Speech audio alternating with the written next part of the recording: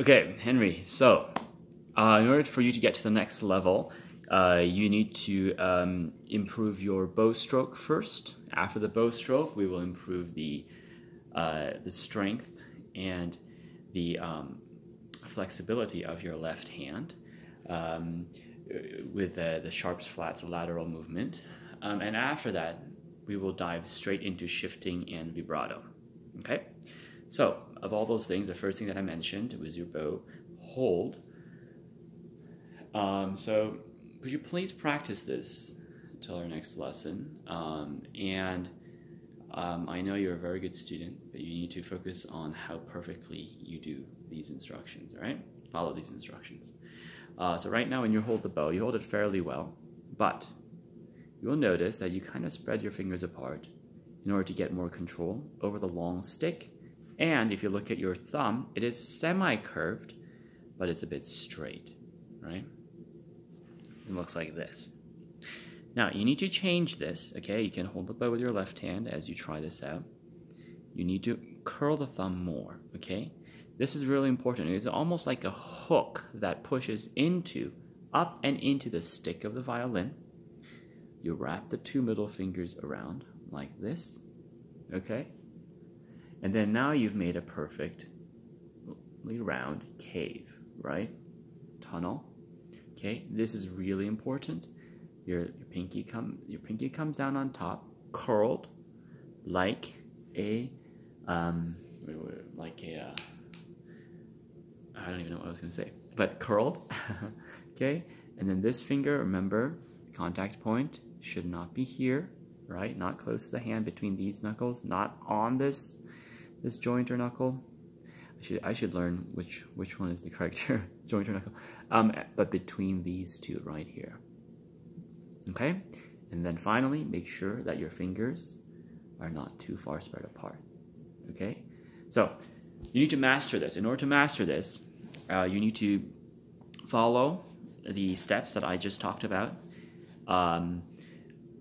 multiple times in one day. So every time you begin your practice, okay, this is kind of like, you know, if you're practicing soccer, yes, you know, you should go out and do games, and you know, if you're practicing football, yes, you should do games, but you know, the coaches nag you about proper form. You know, you got to do your workouts, but this, that, healthy eating, all that kind of stuff. You know, this is kind of the same thing. As it is not playing. You know, you love playing the humoresque, it's beautiful, but this has to be done consistently. So find the bow hold at least 5 times every day, and then after that, after you found it perfectly 5 times, you built it, you know, like a castle. After you've done that, I want you to hold the bow perfectly, and then do, you know, the good old easy exercise where you can either climb up the bow, okay, and down like this, okay. Pause in the middle, see if you have a perfect bow hold. See how curly my thumb is. My middle finger is still working together. My pinky's still balancing the stick, and the contact point of the index finger is still here. I guess I was a little farther up near this middle knuckle, so I'll try to correct that. You can try raising the bow several times, crawling back up to the tip, okay, and then going back down. You can add one exercise that you probably haven't done much of. You could try crawling at a 45-degree angle. I find this very difficult. But you can try that, and during the whole time, make sure that you're crawling with a relatively perfect bow hold. Okay? All right. So that's that. Now, if you do that regularly, you'll be in very good shape. And now incorporate this into your open strings and your longbow scales. So as you do your longbow scales, right? Try this. Look at the wood of the bow as you draw the long bow. Now, if you press or put weight, press is actually not a good word, but if you put weight into the bow, you'll see that the middle of the bow can collapse. Right? Okay?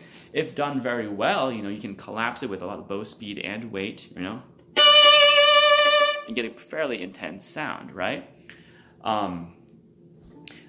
So I want you to do your long bows, okay, for this week only, okay, by let's see, putting extra weight into the middle of the bow and watching it visibly collapse toward the hair. So not just nice clean time, but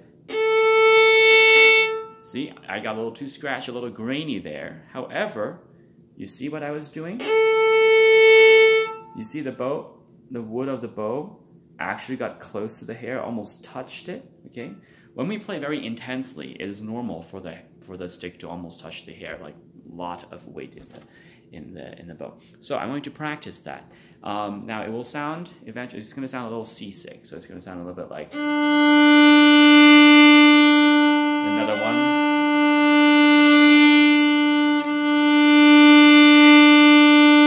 Okay? Because I don't want you to get in the habit of doing that all the time, we will only do this for a week or two. But please do that with all your long bows and also your scales. If you do the G major scale, remember we were talking about perfect placement? Add this ingredient in now.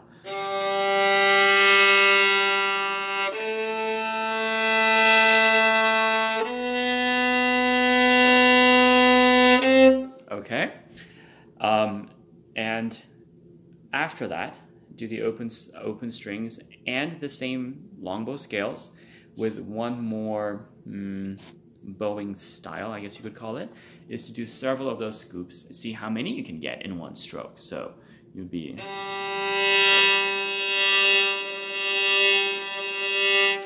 As you can see, not only did I get hairpins, but you could visibly see the stick kind of get closer to the hair, right? Throughout the whole stroke, okay?